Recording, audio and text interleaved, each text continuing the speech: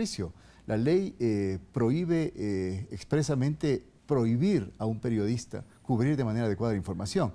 Y claro, la opinión del ciudadano se refería a cómo la información debe ser verificada, debe ser contextualizada, debe ser contrastada. Esa es la misión del periodista. El momento en que no lo hace, está incumpliendo su responsabilidad social, es decir, con la ciudadanía. Me parece importante aquello, pero por otro lado yo creo que también se está reconociendo que la Ley Orgánica de Comunicación va más allá de la información.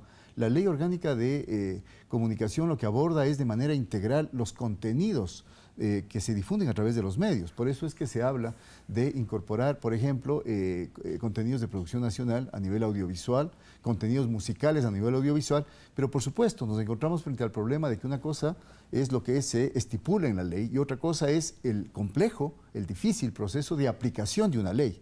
El momento en que una ley no se aplica adecuadamente, por supuesto, puede correrse el riesgo de que quede simplemente en buenas intenciones. En el caso del Consejo, nosotros estamos empeñados, ya lo decía Patricio, en el caso personal mío, con algunas asignaciones y responsabilidades, el caso de la profesionalización de los comunicadores y periodistas, pero más allá de eso tenemos que articular coordinadamente con otras instituciones la aplicación de la ley. Esto de los contenidos musicales, audiovisuales, que vayan incrementándose progresivamente en la programación, no solo de los medios de alcance nacional, sino también, obviamente, en los medios locales, en los medios de provincias. Es un tema complejo, porque implica también que haya una oferta de contenidos culturales, de producción cultural en el Ecuador, que implica también encadenar esta producción a una serie de actividades de fomento a la cultura en el país. Quiero también, antes de pasar a la próxima nota, referirme a la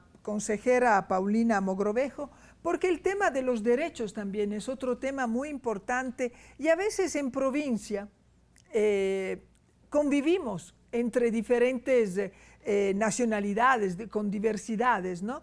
Pero esto no se refleja en toda la programación. O tenemos espacios así muy específicos a la madrugada o a la noche donde se habla quichua, shuar, xiviar, lo que sea, pero en el resto de la programación no parece que vivimos en una monocultura, ¿no? Entonces, yo digo, esta ley que es tan clara en determinar cómo hacer las cosas, conociendo un poco el entorno de la Amazonía, cómo ha llegado como un tsunami a sacudir los cimientos de los medios de comunicación. ¿Cómo ayuda el Cordicom para que se incorpore esa visión y se dejen a un lado esas visiones discriminantes y a veces racistas que hay en el quehacer comunicacional en la Amazonía? Bueno, muchas gracias por la invitación. Siempre es grato estar por acá y mucho más compartir cámaras con mis compañeros consejeros. En efecto, creo que es interesante, y a la luz de lo que se planteaba en la nota anterior, decir que, en efecto, el debate de la Ley Orgánica de Comunicación ha tratado de quedarse o se ha tratado de mantener en el espacio de la lucha contra el gobierno, tratando de decir que la Ley de Comunicación es una ley que persigue, es una ley que cierra medios, es una ley mordaza, cuando la realidad de los hechos es que la Ley Orgánica de Comunicación es una ley que garantiza derechos, y no solamente derechos a la comunicación, como la producción nacional, como la acción afirmativa a favor de los artistas nacionales que por muchísimo tiempo no han tenido espacio en las programaciones de televisión o de radio, o que garantiza derechos a la información y la pluralidad y la información veraz verificada, sino creo que la Ley Orgánica de Comunicación es la puerta, es el catalizador. El derecho a la comunicación es el catalizador para la garantía de los otros derechos humanos. ¿Qué es lo que nosotros hemos visto? Hemos hablado y hemos conversado mucho, y la defensa, por ejemplo, de los sectores que se oponen a la Ley Orgánica de Comunicación es una defensa liberal de los derechos humanos desde la perspectiva universalista. No se ha considerado jamás a los derechos humanos desde la perspectiva de la plurinacionalidad, de una perspectiva multidimensional, ni desde el espacio de la diversidad. Y es Ecuador en el año 2008 y la Ley Orgánica de Comunicación en el año 2013 quienes le plantean al mundo este nuevo enfoque de los derechos humanos y este nuevo enfoque en el cual el derecho a la comunicación y a la información son la puerta de entrada para la mirada multidimensional que decía, diversa y plurinacional e intercultural de los derechos humanos miradas de los pueblos del sur. Y en esa lógica es fundamental la presencia de los medios de comunicación social y de todos los actores del sistema de comunicación, publicistas, medios de comunicación, productores nacionales y productores internacionales, agencias de publicidad, anunciantes, pero también las instituciones de educación, las instituciones de salud, las instituciones de educación superior y nosotros, por supuesto, desde la institucionalidad del sector de la comunicación y la información. ¿Qué es lo que logramos ahora con este nuevo enfoque de los derechos humanos? Que existan más voces, que los pueblos afroecuatorianos, indígenas y montubios, que las mujeres puedan hablar y expresarse libremente de sus derechos, que pueda desarrollarse su identidad colectiva, que pueda desarrollarse su cultura, sus tradiciones, sus costumbres, que se puedan desarrollar como seres humanos en lo individual y como sociedades en lo plural. ¿Qué es lo que ha pasado en provincias como la región amazónica, como Zamora, como Morona Santiago? Que estas provincias desconocen muchas veces cuáles son sus orígenes y cuál es su cultura, pero conocen muy bien cuáles son los puntos de vista y las miradas y la programación que ha venido generalmente deslatados de afuera.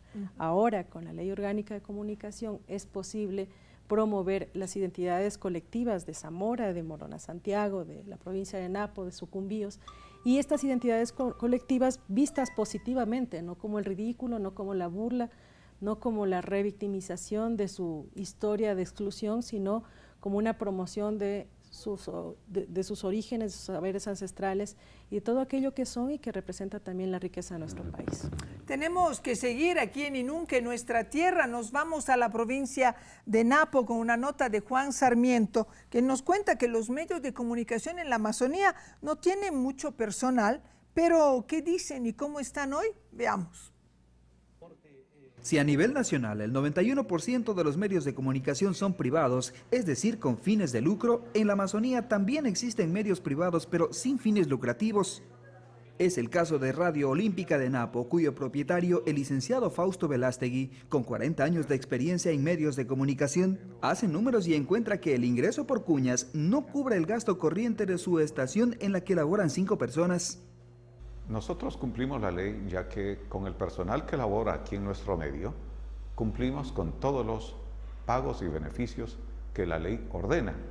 Para superar los inconvenientes que genera la falta de recursos, los propietarios de los medios se han visto obligados a reducir el personal e incluso laborar a ellos mismos. Es el caso de David Granja Ramos, propietario de Radio Ideal, quien todos los días madruga a dar el noticiario matutino.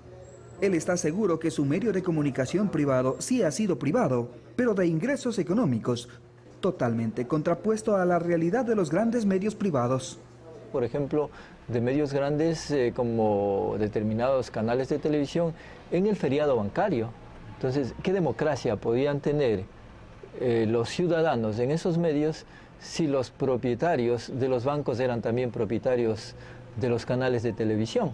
La tendencia actual de los medios de comunicación, ya sean estos radiales, televisivos, revistas o periódicos, es apuntarle a la red mundial a través de su propio portal informativo. Es decir, que hoy en día la información llega a la ciudadanía a través del espectro radioeléctrico, en papel, así como también por internet. Es un proceso de querer cambiar la idiosincrasia de todos los comunicadores y de la ciudadanía. A más de un año de la puesta en vigencia de la Ley Orgánica de Comunicación Social, la mayoría de medios amazónicos no tienen inconvenientes para que la comunicación sea considerada como un servicio público. Porque a decir de David Granja, en la mayoría de casos siempre han sido públicos con membrete de privado. Están atrasados los asambleístas si es que quieren llegar a eso, o el Ejecutivo. Siempre fue un servicio público la comunicación. En nuestro caso, concesionarios por 21 años del espectro radioeléctrico de la frecuencia 98.9. ¿Qué es lo que hacemos? Administrarlo. Adicionalmente, están atentos a los avances del proceso de profesionalización de los comunicadores sociales, lo que sin duda elevará el nivel del quehacer periodístico en la Amazonía ecuatoriana. Juan Sarmiento, Inunque, Ecuador TV. Tenemos también una pregunta de una ciudadana desde la provincia de Zamora Chinchipe. Soy Fanny Burguán, desde Zamora Chinchipe. Mi pregunta es la siguiente. ¿Cómo ustedes están controlando que los medios de comunicación locales no infrinjan la ley de comunicación respecto a los contenidos de los programas que emiten?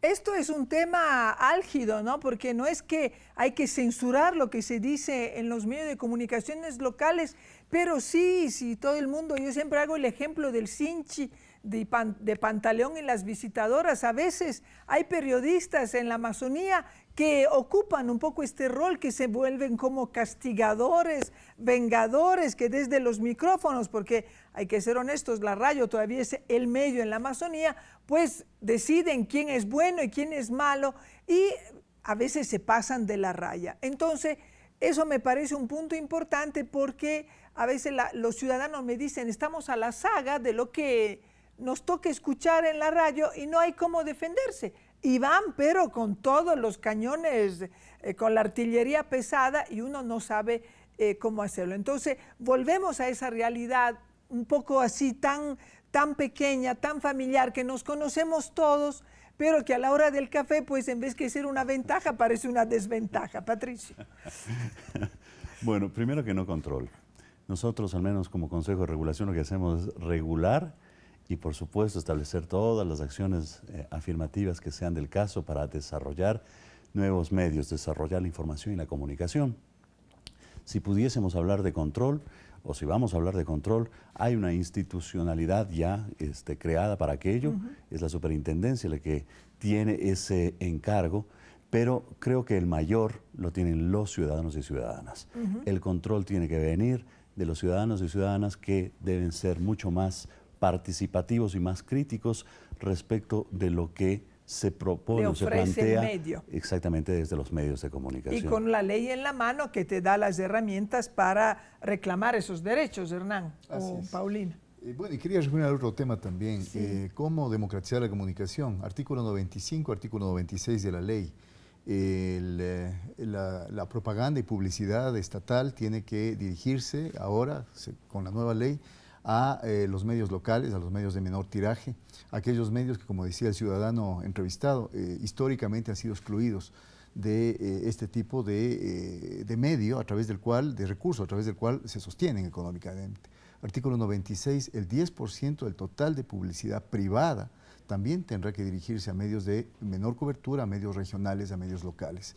Yo creo que este es un aspecto importantísimo que desde la acción del Consejo nosotros estamos ya en los próximos meses, estaremos enrumbando precisamente una vez que ya se tengan inclusive cifras claras y fidedignas sobre cuál es el volumen, cuál es el monto y cómo de la manera más equitativa reconducir esos montos de inversión en publicidad hacia los medios que más los requieren y que son justamente aquellos que cumplen con mayor responsabilidad social su función con la comunidad. Paulina, si me permite, voy a pasar esta nota de Sucumbíos de Marilu Capa, porque en la nota de Sucumbíos dicen que la ley orgánica de comunicación no se cumple en Sucumbíos, no se respeta lo que dice en relación a los contenidos que cuando aparecen discriminatorio y con falta de inclusión social y que además falta socialización. Esto no es para darle palo al cordicón, pero es la realidad que se vive en la Amazonía y creo que después de ahí podemos